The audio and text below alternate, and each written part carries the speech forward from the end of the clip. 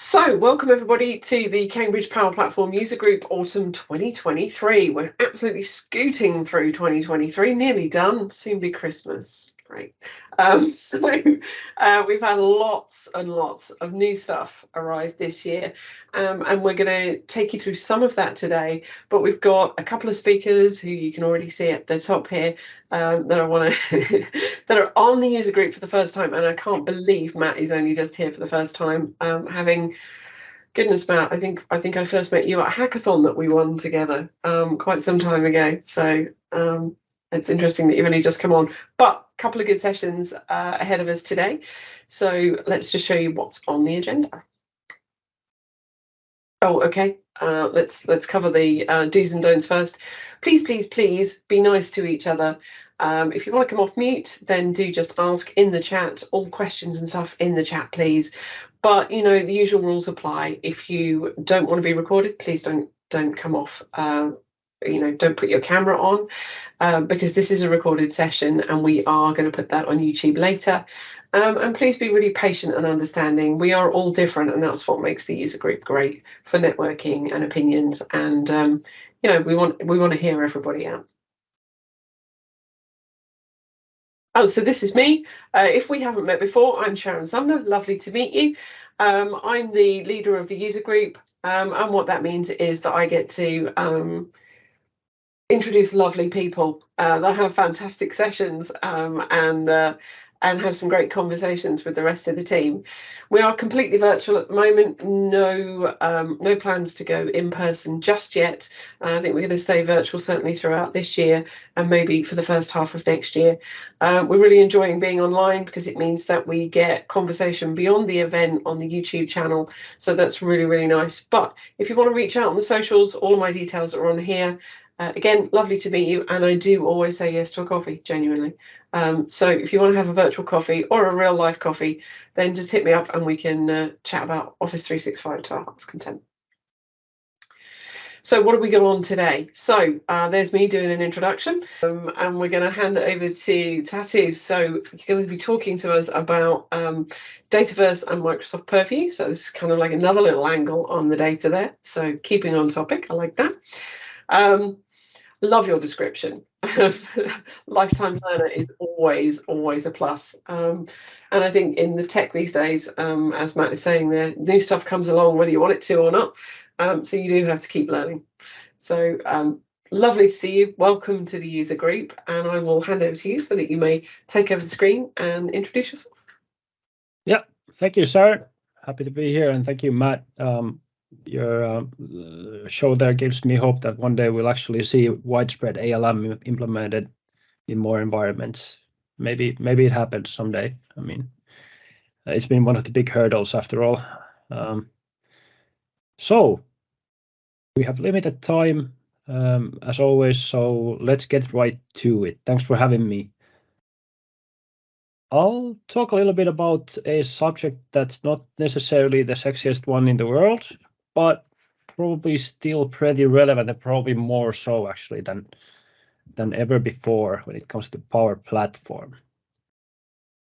I'm not talking about Microsoft Purview per se. It's more like it's a tool, but it's a tool with a purpose. Just a couple of words to start things off.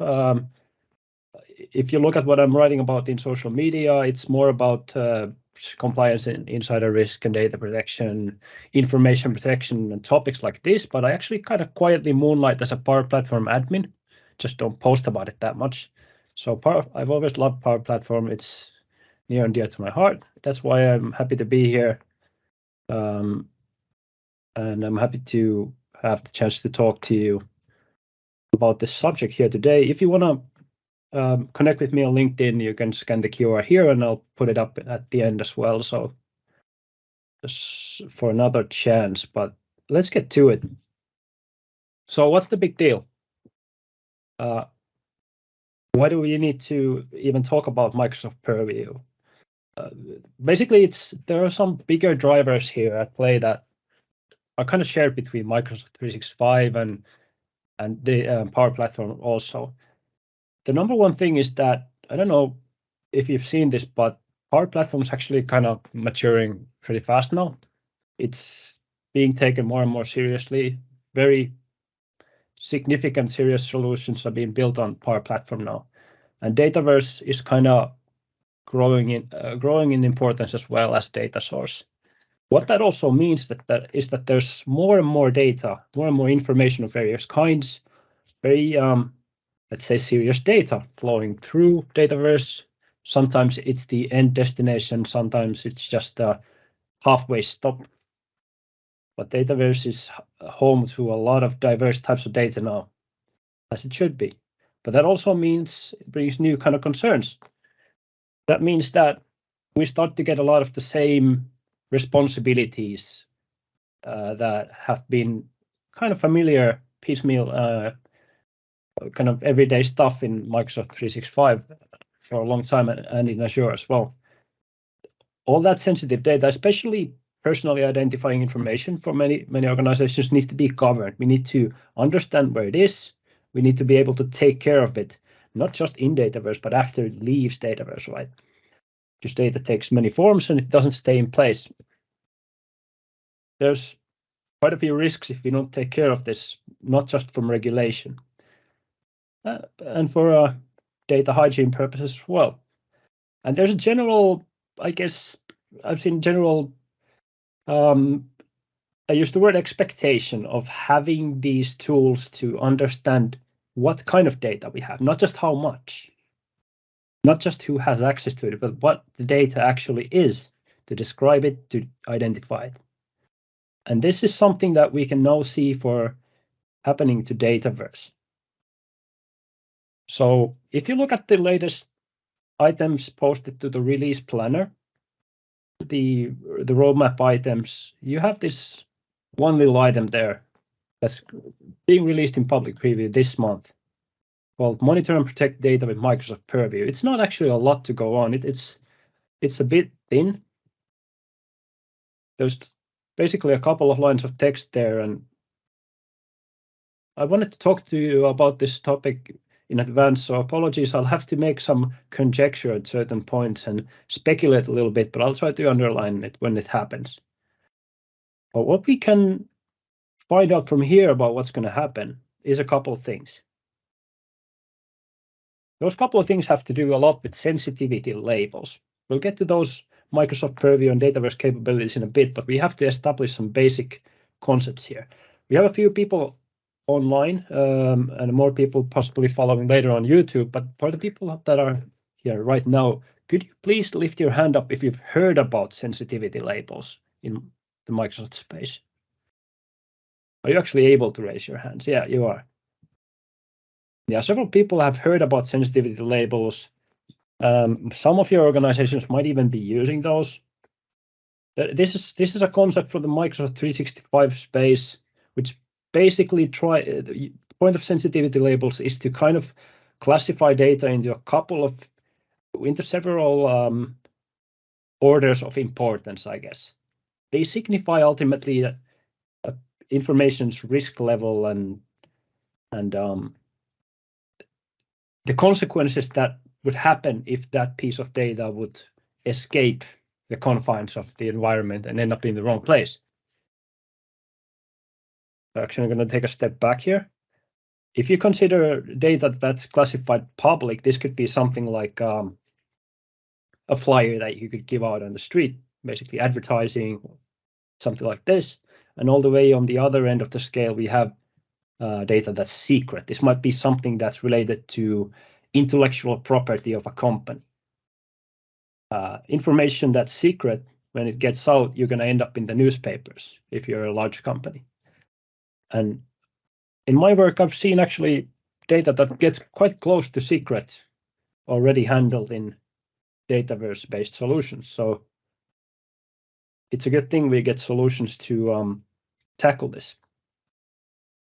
There's a little screenshot of what sensitivity labels, picking them looks like in Office apps.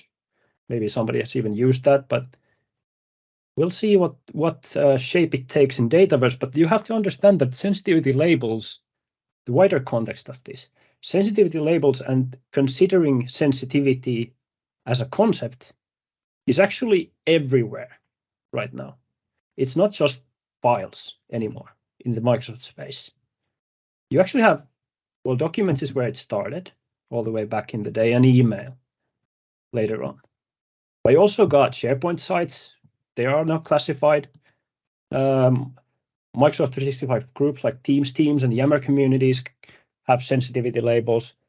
Power BI datasets, reports, and all kinds of other Power BI content have had them for a while. And Fabric, not datasets, there's a typo. I was going to talk about lake houses and other Fabric concepts here. So Fabric itself, the new platform, has widespread support for sensitivity labels and all kinds of structures and unstructured data in Azure and other services through Microsoft Purview. We're going to talk about this later. And now Dataverse is kind of coming into the fold. And the same sensitivity labels for many organizations are going to be used across all of these services.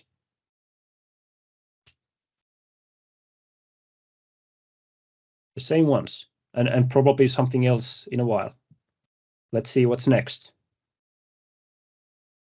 Your organization might already be using sensitivity labels on Microsoft 365. Now is a good time to find out if they are, because those labels are going to be very relevant to our platform people in a while. Possibly. The user experience varies a lot for sensitivity labeling across services. Just a couple examples here from different services, but basically you can still use the same set of labels all across services, and it's often a good idea. When you take a document and you apply a sensitivity label to it, it's often because you want to encrypt the document. Now, I'm talking about documents because Dataverse data often does end up condensed into reports, condensed into documents for various purposes. And the way Microsoft communicates these capabilities right now, if you check out the blogs that I linked, the blog and the release planner item, this is likely something that's going to be, the sensitivity is likely something that's going to be inherited from Dataverse to any other content that's pulled from Dataverse data. If you have a confidential table and you pull something from that table or a confidential column in the table, the Excel file or anything you pull out is going to be confidential as well if you need it to be. And that label might be configured to encrypt the file to make sure that the protection kind of travels with the file, even if the file gets taken out of your environment. That's part of the point of sensitivity labels for files. And encryption can limit people's permissions to the file so that perhaps only your organization's users can then access that data. Understanding how your organization's sensitivity labels are configured, and especially if they have encryption, is going to be something us Power Platform, especially if you're an admin, you're going to want to have a basic understanding of how they're configured, the labels. You don't need to know every single detail, but the high level stuff. Yeah, I've talked about Microsoft Purview here. Well, what is it? Because it's Microsoft and things can never be easy and simple, Microsoft Purview is actually two different things at once. Yeah. Well, thanks, Microsoft. Because Microsoft can never get enough of naming things in a confusing way. Microsoft Purview is actually both a kind of high-level term for a product family, covering everything from insider risk management to information protection to data loss prevention to all kinds of data lifecycle management. That it's like a Defender similar to my Defender. Somebody might have heard of that on the security side. But at the same time, Microsoft Purview is an Azure-based governance solution for data, which is what we're talking about mostly here with the Dataverse integration. So same name, two different systems, and those two systems are integrated. So if you're not confused yet, well, you're probably going to be confused at this point. Not to worry, we'll just press on. It's Microsoft. Names are confusing. We're going to go over a couple of concepts that have been promised for Dataverse specifically that we're going to want to understand. So Microsoft Purview, the service, we're going to take a look at it at this point. Enough with the slides. I have here actually Microsoft Purview, a demo instance of it in my own tenant. This is Microsoft Purview. It's a cloud service. And it has a bunch of, Microsoft Purview is kind of a collection of different services, and we don't have time to go through all of them right now. I'm going to just highlight a few things here. Microsoft Purview has a capability called Data Map, which is going to be really relevant for us Power Platform people.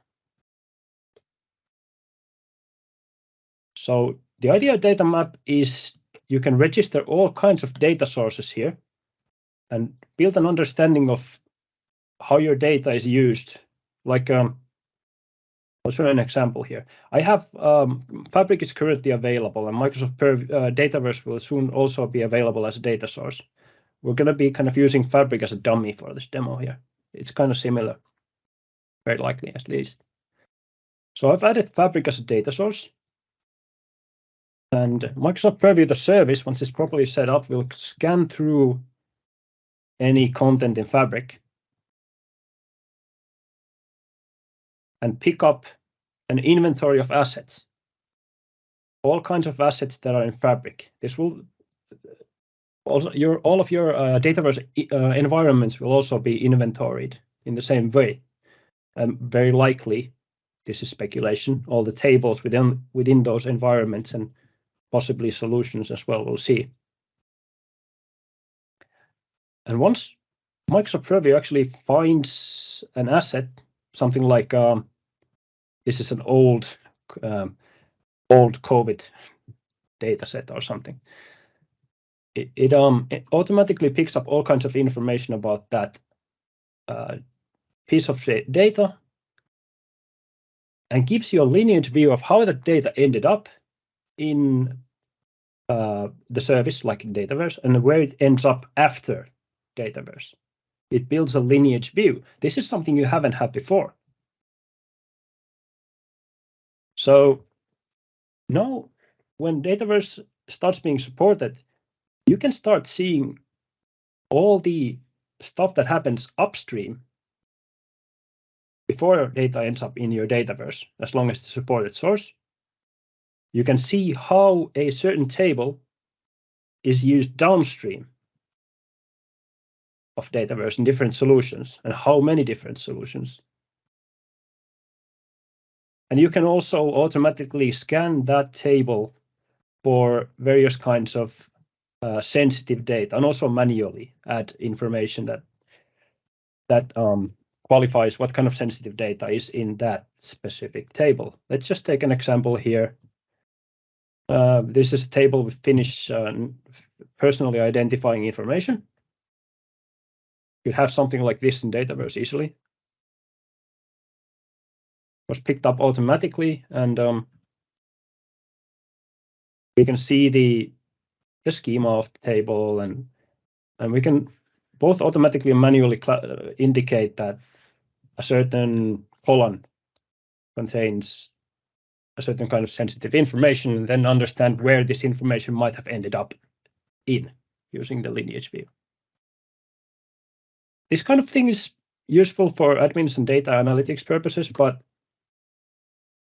let's get back to the slides. There are other systems at play here. There's also a Microsoft Purview capability called data policies, which kind of comes close to data loss prevention in name, but different in functionality. Data loss prevention in Power Platform, I mean. So what Microsoft promised here is that we can use Purview data policies to control a user's fraud permissions to data based on that data sensitivity. So if we have, let's say, a a table or a column, I'm not quite sure actually what we're going to be able to label yet, that has a sensitivity of secret, perhaps only certain people can edit that type of column, regardless of where it's used. It's an interesting possibility. Here, the kind of the permissions relate more to that specific type of information and not the table it's in. There's some difference there. We'll see how this exactly gets implemented, but it's an interesting possibility. We also already talked about data lineage, actually showed you. So you're going to be able to build an understanding of how data ends up in Dataverse and where it travels to from there, and how widely it is used.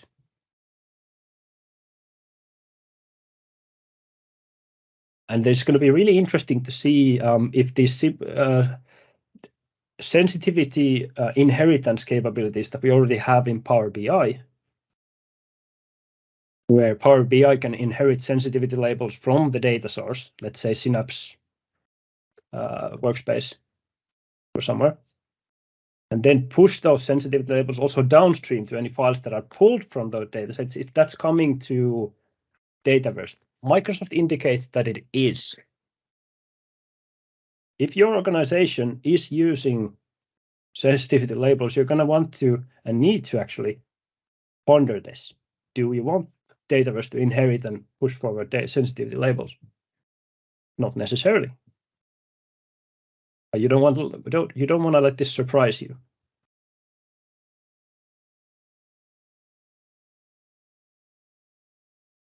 So Microsoft also says that all of these Dataverse environments will be discovered automatically. You don't have to add them manually, so you just run a scan. You can run a scan from Purview and you'll see all of your environments show up. Not a big surprise there. But one thing that was nice to hear is that the scan will be incremental. So this thing does cost some money. It's not free to use. In Microsoft world, all the best things are not free, unlike in life. So the initial scan you do will probably be kind of hefty, but after that, any new resources that get added, new environments and such, will only accrue a little bit of expense.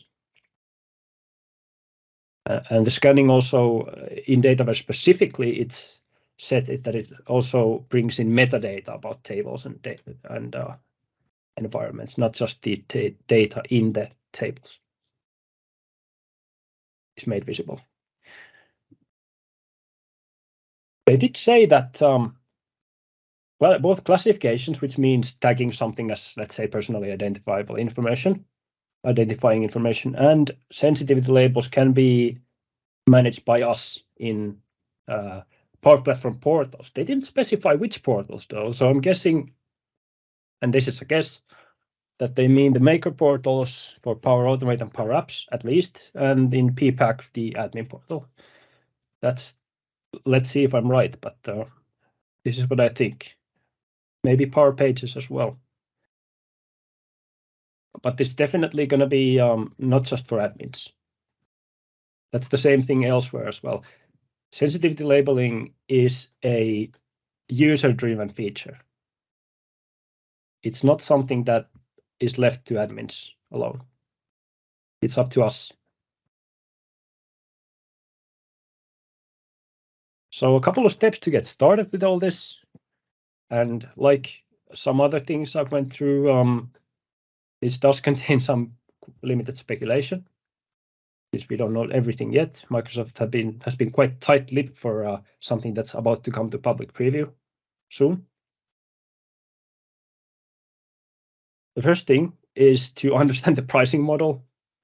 Microsoft Purview typically is free as long as something is in preview. So you're probably going to see Dataverse show up. Data map feature that we just talked about is probably going to be free in preview for a limited time, like any good drug dealer. Microsoft does this. Just kidding. But after that, it's going to start costing money per hour per virtual core there's of course compute resource being used to scan. So if you have a lot of stuff to scan, it's gonna cost more. It's not insanely expensive, especially for enterprise or organizational scale. Even for medium businesses, it's not prohibitively expensive. But still, take a look at the pricing model first if you're involved with using this. Then the first thing to do is to register Dataverse's data source when it's available.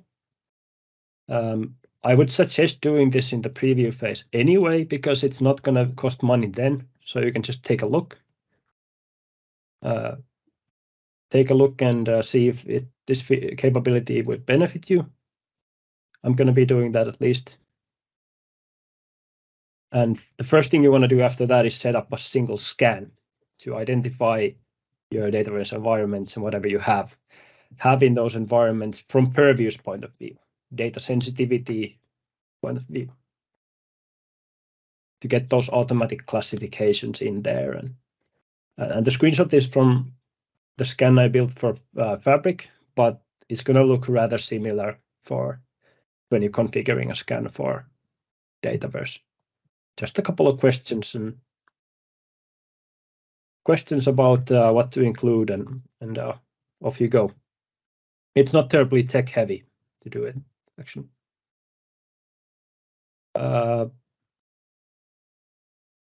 There has been no word, Sharon, yet of whether this is gated behind managed environments or not. There's been no indication that there's a requirement for managed environments, if that's what you mean by premium environments. Or rather, there's no tie-in to premium licensing as far as we can tell on Power Platform side at all, since you're paying for this service separately anyway. But we'll see. That's not something that's been documented yet publicly either way. Good question. Then you're going to want to take a look at the initial scans results to see which tables that have been inventoried. You can filter a little bit, filter the data you get from the scan. You can see which tables and which environments potentially have sensitive data that you might want to be interested in governing. Something like English personally identifying information or financial information, perhaps.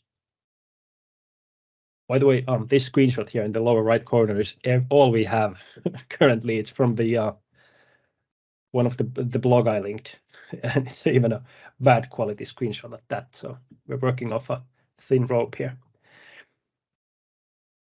But it does show that Dataverse is a supported service. So take a look at the scan results. And then once you see those tables that do have and environments do have interesting, potentially sensitive data, you're going to want to look a little bit at the lineage of some of those tables. Where are they being leveraged? Are they being leveraged in ways that you know about? Often the answer is no. I mean, there's a lot of ways people use data in creative ways that you might not know about. Might not even come up very well in, let's say, the Center of Excellence Starter Kit. It's geared towards a different kind of administration.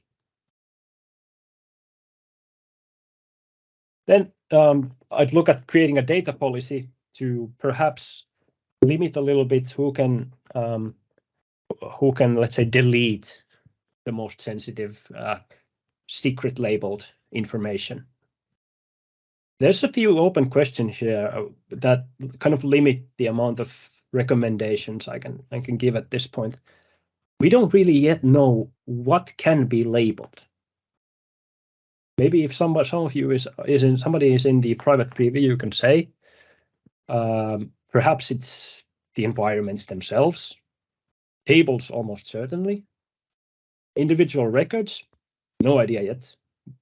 But I'm interested in hearing if solutions can be labeled. Would make a lot of sense. But if solutions can be labeled, will the sensitivity travel with the solution across environments, across tenants, and still have an impact?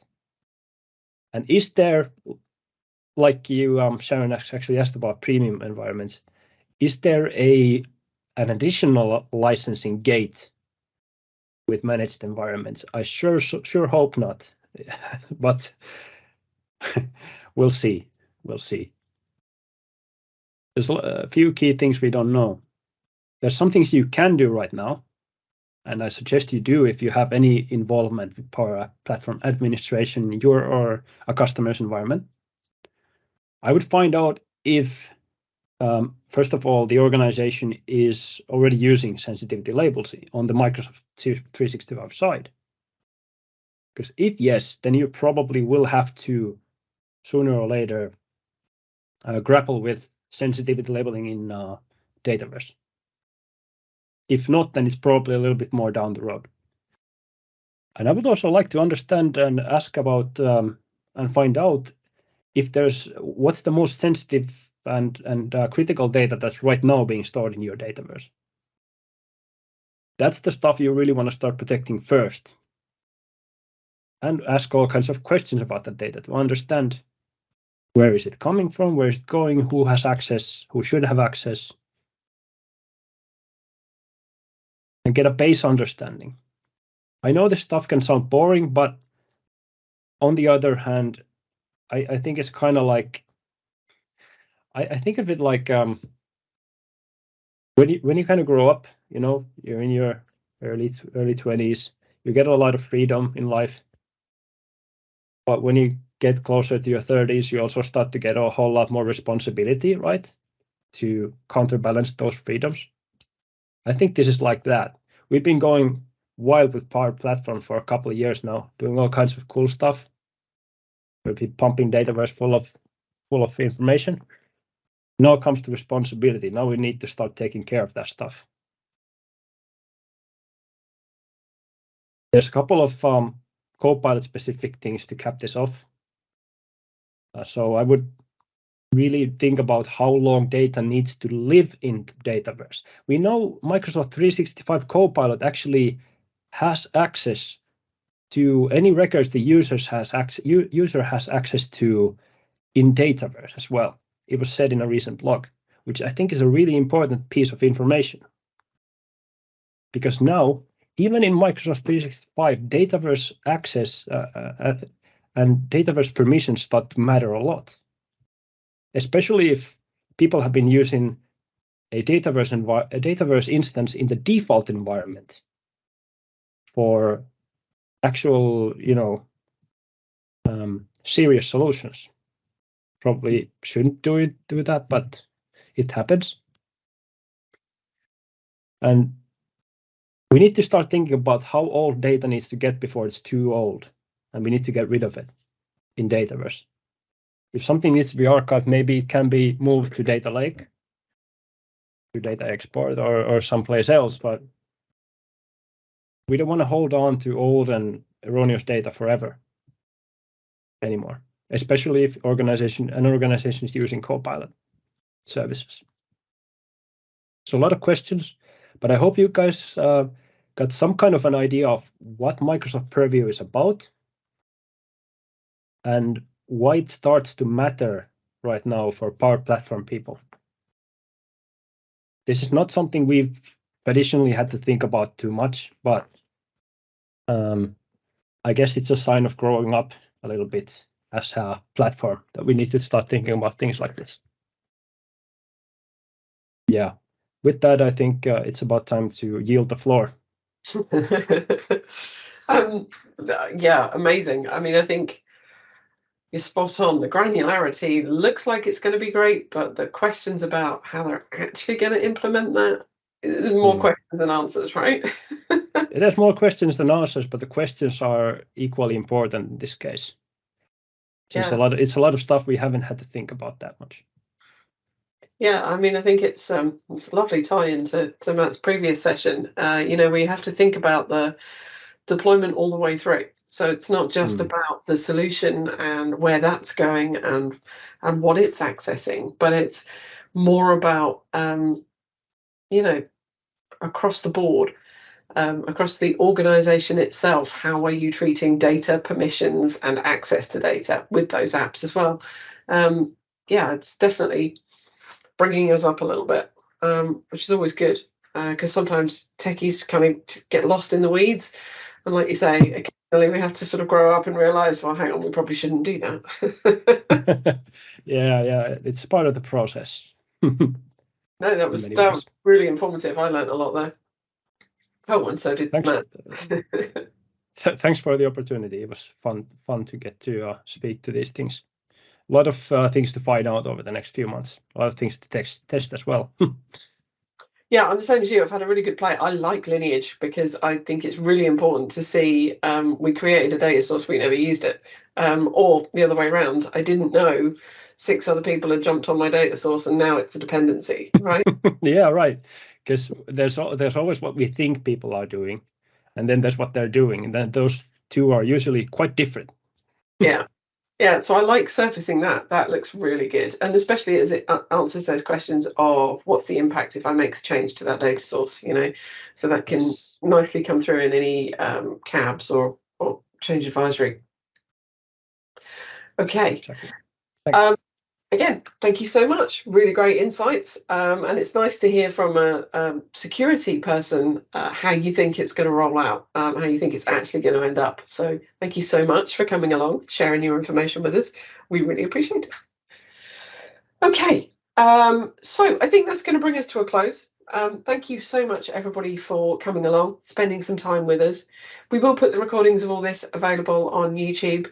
And a quick thank you to my team behind the scenes. We have the lovely Amber, who has done all of the speaker liaison. Thank you so much, Amber. And we have Luke in the background too, being moderator. She is being moderator and team support extraordinaire too. So again, thanks very much for coming along and attending in person today. If you weren't able to attend, we look forward to seeing you online. Please do add comments and reach out to us. If there's some sessions you want to see, if there's some content that you need repeating, give us a shout and we'll look to find some speakers and bring them along to give you some world-class content. So thank you very much for being here. Thank you to our speakers, Tatu and Matt, and we hope to see Simon soon. We hope you feel better, Simon. But again, thanks for attending, and we'll see you all next time.